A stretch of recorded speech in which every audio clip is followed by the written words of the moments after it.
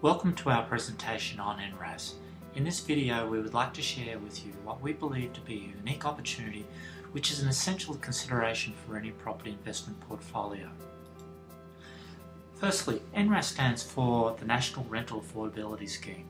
The outcome of this government initiative, which was commenced in 2008, is to increase the supply of affordable rental properties and aimed at a specific tenant profile. I must stress at this point, it's not social housing.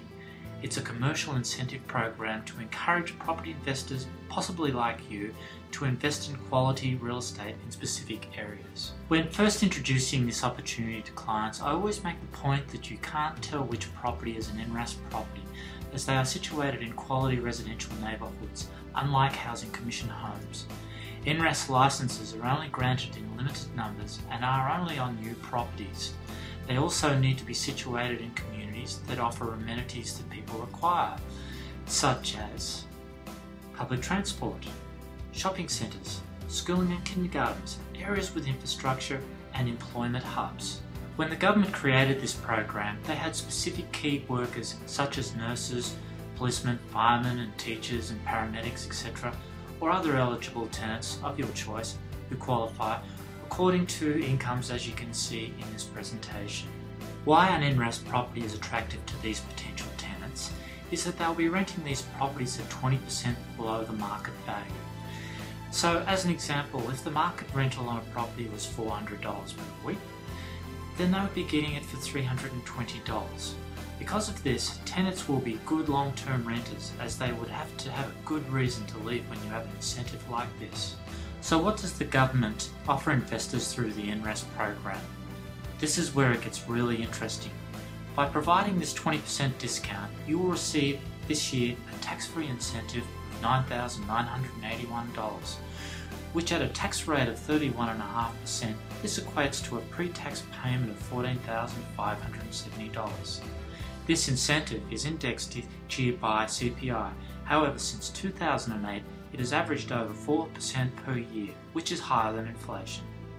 Now there will be some astute investors watching this that will have figured out that by reducing the rent by 20% increases the gearing, and as a result provides a greater tax deduction. This I will explain further a little later. Now let's look at the numbers. Let's take a realistic example of a first year. In this case, the property purchase was $354,250.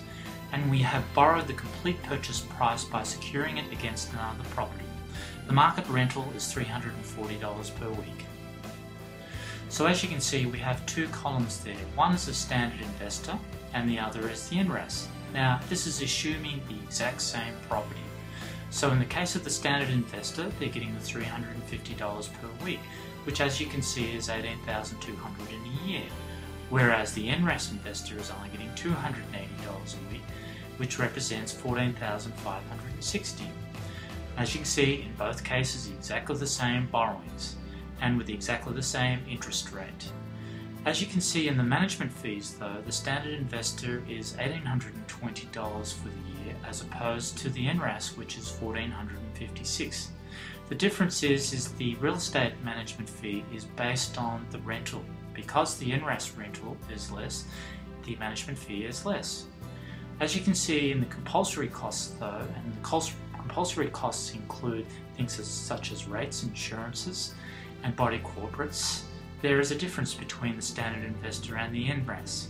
And as you can see, the standard investor is $2,285, whereas the NRAS is more, which is $3,385. The difference between the two is that the NRAS investor has to pay for the license fee for the management of it each year.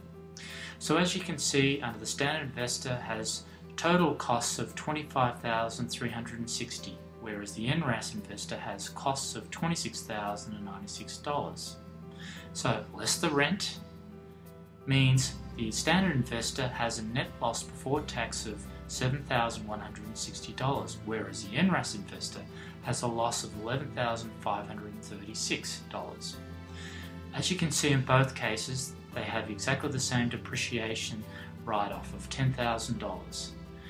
Now that represents a total tax loss for the standard investor of $17,160, and they would receive then at a tax refund level of 32.5%, a tax refund of $5,577, whereas the NRAS investor has a total tax loss of $21,536, and they would receive $6,999 as a tax refund.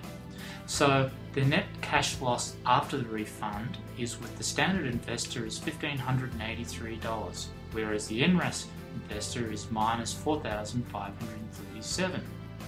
Now this is where it gets interesting. With the NRAS investor, we now add the tax-free $9,981, which now puts them in a positive gearing of $5,444, whereas the standard investor with exactly the same property is minus $1,583. This means the difference between the standard investor and NRAS on the same property is $7,027. Now let's look at the 10-year position with the NRAS property. So in this example here, we won't go into all of the numbers, we'll just look at the things that are important. So what we've modelled this on over a 10-year period is that the inflation rate on both the rent and the costs have gone up at 3% over that 10-year period, and the same with the NRAS payments. We also have worked on the property growth being 6%, which again is less than what the historical growth rate of the median house price here in the city is, and we're looking at the tax rate of 32.5%.